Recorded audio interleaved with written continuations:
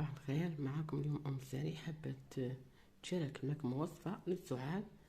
هي قرفة مطحونة، عسل طبيعي، وهنا ليمون. أنا درت هنا ليمون، عصرت حبة ليمون كاملة، ودرت ملعقة قرفة وزوج معالق عسل طبيعي، ودرت معاهم شوية جلجلان.